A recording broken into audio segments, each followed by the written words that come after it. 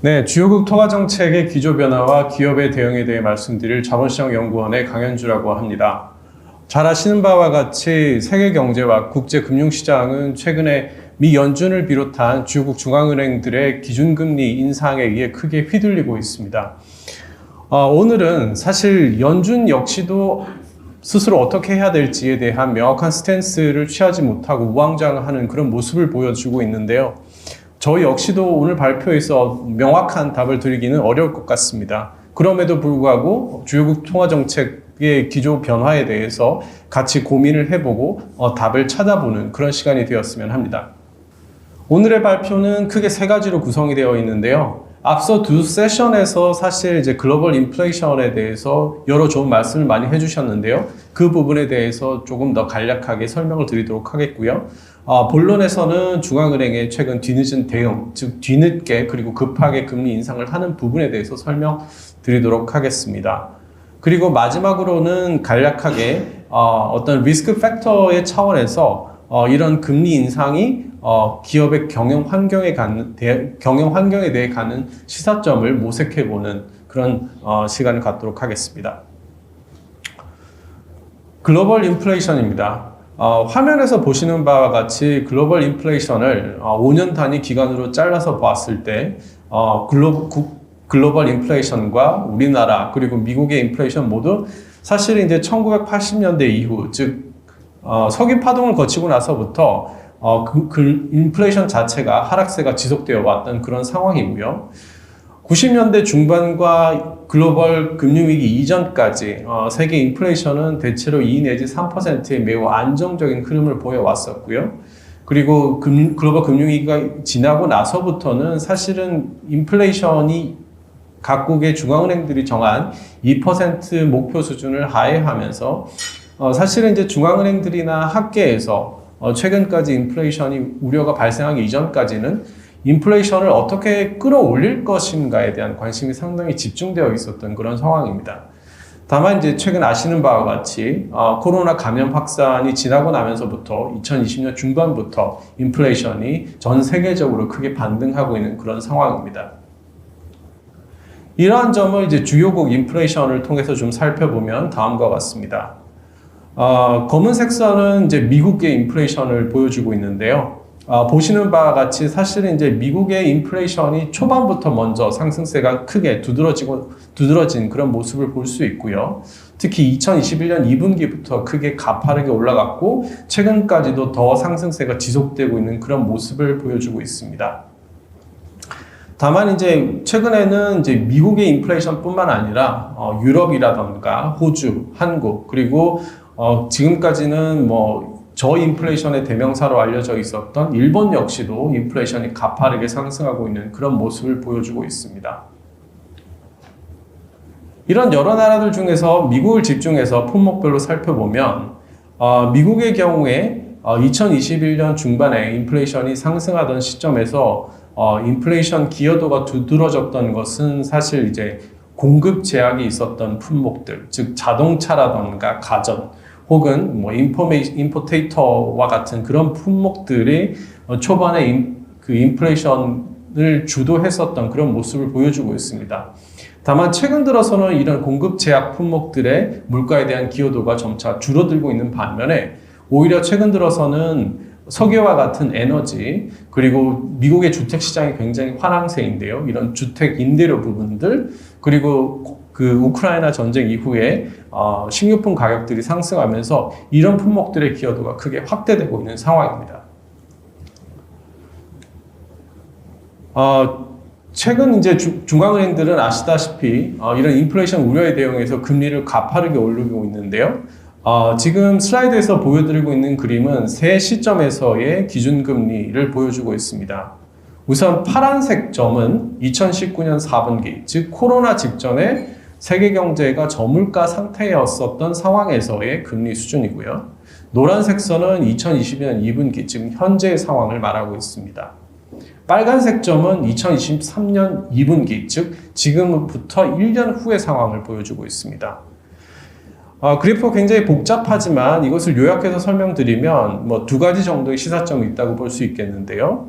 우선 노란색 점, 즉 지금과 파란색 점, 즉 2019년 4분기를 비교해 보면 과거에 비해서 최근에 물가 압력이 사실 상당히 커졌음에도 불구하고 코로나 직전과 금리 수준이 크게 차이가 나지 않습니다. 이것은 다시 말해서 중앙은행들이 선제적으로 금리를 올리지 못했고 뒤늦게 금리를 올렸다. 이런 것을 시사하는 바이고요. 그리고 현재 금리 상황과 1년 이후의 금리 상황을 비교해 보면 향후 1년 동안의 그 이코노미스트들이 예상하는 금리 인상폭이 사실 상당히 크다는 것을 알 수 있습니다.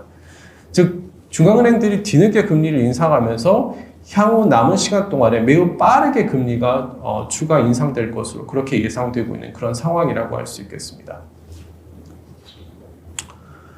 앞서서는 이제 그 이코노미스트들의 예상이었고요. 이것은 이제 채권 시장에서, 즉 한국과 미국의 채권 시장에서 어떻게 기준금리를 바라보고 있는가를 살펴보았습니다. 즉 장기 국채 금리에 반영되어 있는 균형 수준의 기준금리를 이제 시계열적인 방법을 통해서 추출해 본 결과인데요.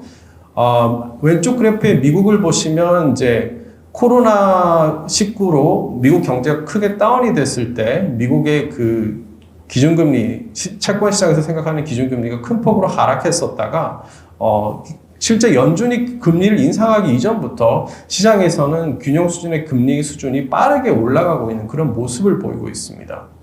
그리고 최근에는 이 채권 시장에서 평가하는 균형 수준이 한 3% 중반 이렇게까지 올라가 있는 상황이고요. 따라서 단기적으로는 물가 대응을 위해서 연준이 그보다 높은 수준까지도 올릴 수 있다 이렇게 바라보고 있는 것으로 알 수 있습니다. 한국의 역시도 대체로 비슷한 모습을 보이고 있는데요. 한국의 경우에는 이제 기준금리가 인상하는 시점에 맞춰서 시장에서 평가하는 균형금리 수준이 빠르게 같이 올라가고 있는 상황이고, 최근에는 이게 2% 중반 이렇게 평가되고 있는 것 같습니다. 따라서 한국 채권 시장 역시 단기적으로는 인플레 대응을 위해서 금리가 2% 중반을 넘어서는 그런 상황도 발생할 수 있겠다라고 평가하는 것 같습니다. 왜 이렇게 중앙은행의 금리 인상이 뒤늦었는가, 그리고 결과적으로 그에 따라서 가파르게 움직이고 있는가를 수요와 공급 측면에서 살펴보면 다음과 같습니다. 우선 수요적인 측면에서 보자면 앞서서 발생했던 글로벌 금융위기의 그 유산이 굉장히 컸다라고 말씀드릴 수 있겠는데요. 즉 글로벌 금융위기 이후에 세계 경제는 매우 오랫동안 저성장과 저물가 상황이 지속이 되었습니다. 이에 따라서 코로나19가 발생하고 나서 각국의 정부들은 글로벌 금융위기 때 발생했던 그런 우를 다시 범하지 않기 위해서 상당히 대규모의 재정 지출 그리고 통화 정책을 완화하는 그런 정책들을 통해서 수요를 매우 강력하게 끌어올리고 노동시장을 조기에 회복시키는 그런 정책들을 의도적으로 유도했던 측면이 있습니다. 이에 따라서 미국의 실업률 상황이라던가 미국의 소비 지출을 보면 글로벌 금융위기 상황에서는 실업 상황이 굉장히 장기간 동안, 즉 36분기 동안 자연 실업률을 상회하는 그런 모습을 보였습니다만, 코로나 상황에서는 노동시장이 조기에 회복이 되었고요. 소비 지출 경우에도 그 글로벌 금융위기 때는 그 과거 추세선을 하회하는 수준이 장기간 유지되었던 반면, 최근에는 그 코로나로 큰 폭으로 하락했다가 이후에 과거의 추세선을 뛰어넘는 수준으로 매우 빠르게 수요가 회복한 것으로 나타나고 있습니다. 앞서서 말씀드린 것은 수요적인 측면이었고요. 공급 측면에서 보면 그 코로나19 전후로 해서 상당히 세계 경제에 구조적인 변화가 있었던 것으로 보입니다. 이를 흔히 말해서 이제 인플레 유발적인 구조적인 변화, 그 영문자의 앞글자를 따서 3Ds라고 부르고 있는데요. 첫 번째 요인으로 지목되고 있는 것은 앞서서 정철 박사님께서 설명해 주신 이제 탈세계화와 관련된 부분입니다. 즉 코로나 감염 확산 이전부터 미중 무역 분쟁이라던가 최근에 어떤 우크라이나 분쟁 이후에 신냉전이 격화되고 있는 이런 것들이 결과적으로는 세계 경제의 분절화를 초래하고 있고, 이게 어떤 측면에서는 마이너스의 생산성 충격을 초래하고 있습니다.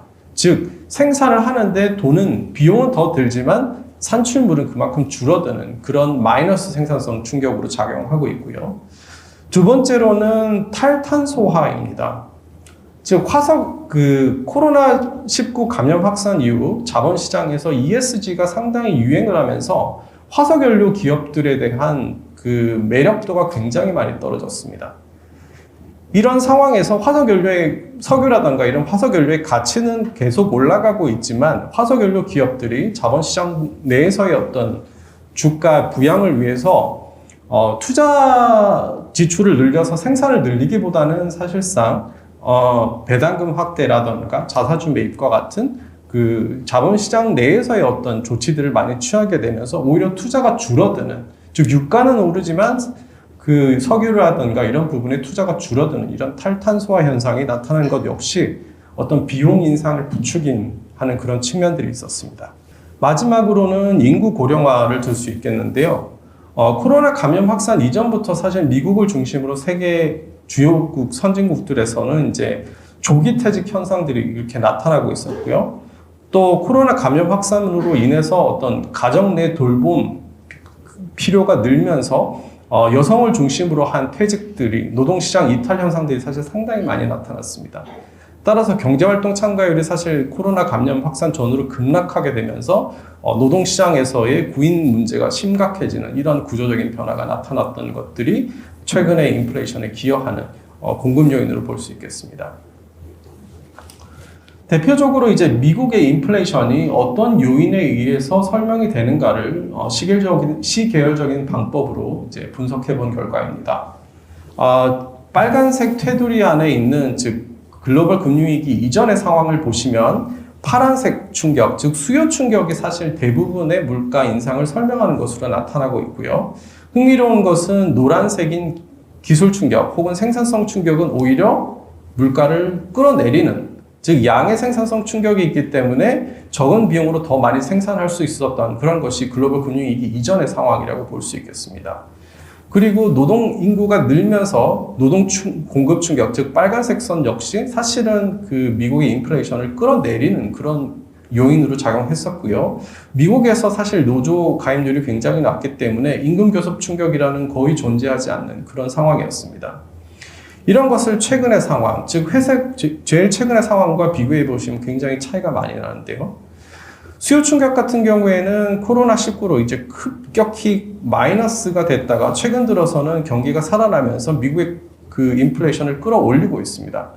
다른 한편으로 이제 주목할 것은 과거에 이제 미국의 물가를 끌어내리던 기술 충격이라던가 노동 공급 충격, 그리고 심지어 임금 교섭 충격까지 미국의 물가를 동시적으로 이제 끌어올리는, 즉 이런 공급 요인들이 상당히 인플레 유발적으로 전환했다는 것이 최근에 어떤 연준 입장에서 물가 대응을 어렵게 하는 그런 상황이라고 할 수 있겠습니다. 미국 그리고 글로벌 인플레이션과 관련해서 사실 인플레이션과 관련된 두 가지 큰 논쟁이 있었습니다. 하나는 이제 인플레이션이 일시적인가, 다른 하나는 인플레이션의 정점이 지났는가와 관련된 두 가지 논쟁이 있었는데요. 첫 번째로 우선 인플레이션이 일시적인가에 대해서 살펴보겠습니다. 슬라이드에 나타나 있는 그래프는 이제 미국의 물가 상승률을 이제 시계열적인 방법을 통해서 추세적인 충격과 일시적인 충격으로 나누어서 이제 살펴본 것인데요. 당초 연준을 비롯한 주요국 중앙은행들은 2021년 하반기까지 대부분 인플레이션이 공급 요인에 의한 일시적이다라는 입장을 견지해왔고, 사실 그런 이유 때문에 금리 인상을 굉장히 주저했던 측면이 있습니다. 그렇지만 이제 여기 슬라이드에서 보시다시피 2019년 이후 중반 이후에 사실은 추세적인 물가 충격의 부분이 굉장히 강해졌습니다. 그리고 이런 것들이 계속 지속이 되고 있고요. 따라서 최근에 이제 미국의 물가에 대한 추세적 충격이 사실 계속 지속되고 있는 이런 것들을 감안한다면 향후의 인플레이션이 사실 상당 기간 높은 수준을 유지할 가능성이 굉장히 크다, 이런 점을 시사하는 것으로 볼 수 있겠습니다. 다음은 인플레이션의 전망 오류와 관련된 것인데요. 사실은 이제 국제금융시장이 왜 이렇게 인플레이션에 휘둘리는가를 살펴본다면 사실 인플레이션에 대한 이코노미스트들의 전망치가 계속해서 틀리고 있고 그 전망 오류의 그 규모 자체도 굉장히 크다는 점에 있습니다.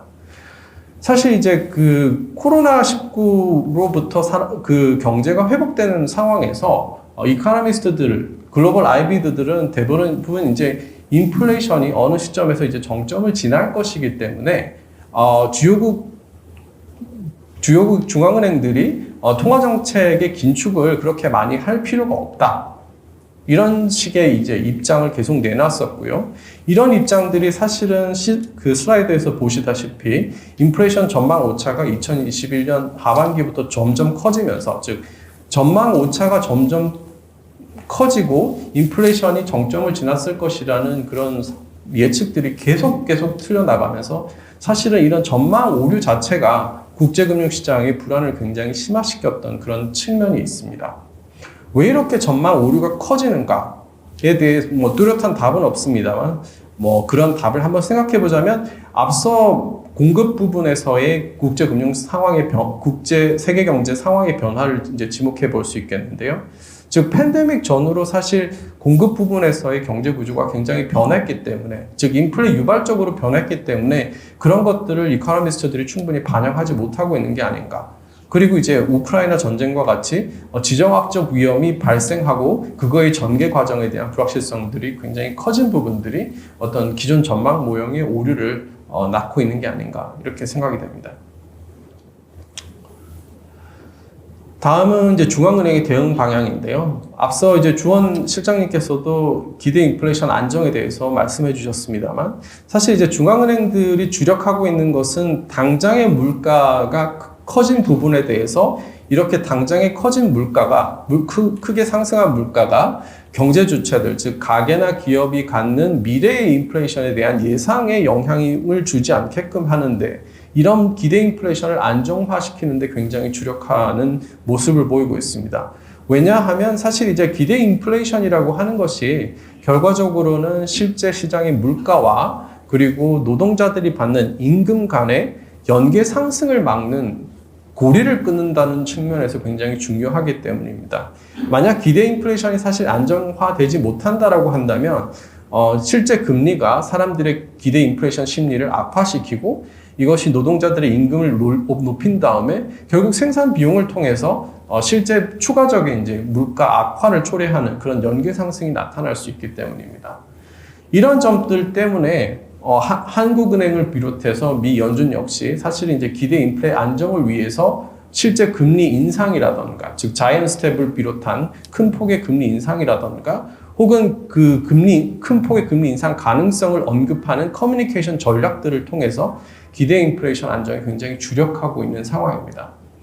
다만 앞서 슬라이드에서 살펴보았다시피 인플레이션에 대한 전망 오차가 굉장히 커지고 있는 상황에서 이런 인플레이션의 불확실성이 갖는 그런 상황 때문에 과연 중앙은행이 인플레이션을 통제할 수 있는가에 대한 의문 또는 신뢰감이 굉장히 저하되고 있는 그런 것이 사실입니다. 포월 의장의 경우에는 이제 인플레가 실제 잡힐 때까지 계속해서 금리 인상을 하겠다라는 그런 입장을 피력하고 있는데요. 이런 것이 이제 인플레이션을 막는 그런 측면에서 굉장히 중요하다, 물가 안정 의지를 피력한 것으로 볼 수 있겠습니다만, 다른 한편으로는 사실 연준 스스로도 인플레이션이 얼마가 될지를 잘 모르는 그런 상황이 아닌가, 즉 연준이 과연 잡을 수 있는가, 이러에 대한 의구심을 굉장히 크게 하는 그런 측면들이 있는 것으로 볼 수 있겠습니다.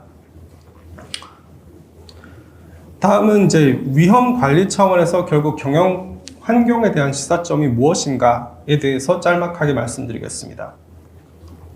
우선 1차적으로 보면 금융시장이 긴축이 되는 측면이 큽니다. 왼쪽 그래프에서 나타난 바와 같이 이 왼쪽 그래프는 사실 미국의 주가와 실질 금리를 그려보고 있는 건데요. 사실 자산 가격이라고 한다면 자산 가격은 실질 금리에 의해 큰 영향을 받습니다. 즉 실질 금리가 올라가게 되면 자산 가격이 떨어지게 되고, 실질 금리가 떨어지면 자산 가격이 올라가는 그런 자산 가격과 실질 금리는 서로 역의 관계가 존재를 하는데요. 실제로 2020년 하반기를 보면 그 왼쪽 그래프에서 나타난 바와 같이 실질 금리가 가파르게 급락하게 됩니다. 이에 따라서 모든 자산 가격들이 상승하는, 흔히 말하는 everything rally가 발생했었는데요. 최근 상황을 보면 실질 금리가 가파르게 올라가면서 그것과 정확히 반대된 현상이 발생하고 있습니다. 즉 주식과 채권 그리고 가상자산과 같은 모든 자산 가치들이 하락하고 있습니다. 이와 같이 실질금리가 상승함에 따라 결과적으로 국제금융시장, 국내 금융시장의 여건이 빠르게 악화되고 있는 부분들이 굉장히 주목할 만한 부분이 아닌가 싶습니다. 두 번째로는 미달러 유동성이 급격하게 축소되고 있는 점입니다. 즉 미국과 주요 국가 간의 금리 차가 확대되고 있습니다. 즉 미국의 통화전체 긴축 속도가 다른 나라에 비해 상당히 빠르기 때문에 그에 따라서 이제 금리 차가 확대되고 이런 것들이 달러화의 가치를 높이고 있는 측면이 있고요. 또 다른 측면에서는 그 세계 경제의 어떤 경기 침체 우려가 커지면서 위험 선호가 약화되는 것 역시 어떤 헤징 통화로서의 달러의 가치를 높이는 측면이 있습니다. 이런 식으로 달러와 유동성이 축소되는 가운데 결과적으로는 원자재 가격들이 대부분 달러화로 표시되어 있기 때문에 결국 우리나라를 포함한 원자재 수입국의 경상수지가 악화되는 그런 상황이라고 할 수 있겠고요. 또한 부채가 누중되어 있는 취약 신흥국들의 경제 불안 혹은 금융 불안이 굉장히 심화될 수 있겠다라고 할 수 있겠습니다. 아래 슬라이드에 보시다시피 브라질, 이집트, 인도 이런 나라들이 정부 부채가 상당히 많은 반면 또한 헝가리 같은 경우는 외채 수준이 굉장히 높은 나라여서 취약 신흥국으로 지목되고 있는 그런 상황입니다. 마지막으로 부채하면 사실 우리나라를 빼놓을 수 없습니다. 사실 이제 앞선 주원 실장님께서 가계부채 얘기를 해주셨는데요. 사실 가계부채뿐만 아니라 국내 민간부채에서 코로나19 감염 확산 이후에 기업부채가 사실 굉장히 커진 것 역시 눈여겨봐야 될 부분인 것 같고요. 사실 이제 물가 안정에 하느니 굉장히 집중하고 있는 그런 상황입니다만 사실 기초 경제 여건에 부합하지 않는 수준으로 금리가 오르게 된다면 이런 민간 섹터의 국내 부채 문제가 상당히 악화될 수 있다는 점을 우려하지 않을 수 없을 것 같습니다. 사실은 이제 각 기업들이 미래의 성장 동력을 발굴하기 위해서 저금리를 바탕으로 해서 이제 그동안 M&A라던가 이런 기업의 투자 활동을 많이 계획해온 그런 상황인데요. 사실 이제 금리가 이렇게 빠르게 올라가는 상황에서 즉 미 연준의 기준금리 인상을 통해서 국내의 회사채 금리라던가 기업 대출 금리 이런 것들에 대한 상당한 스피일오버가 예상이 되는 그런 상황에서 이런 것들이 기업 투자 활동을 사실 상당히 부실화시킬 수 있는 그런 가능성이 크다는 점에 유의할 필요가 있습니다. 따라서 향후에 이런 고금리 상황에서의 기업의 경영 활동 혹은 투자 활동에 대해서 좀 더 보수적인 입장이 견지되어야 할 것으로 예상됩니다. 이상 제 발표를 마치겠습니다. 경청해 주셔서 감사드립니다.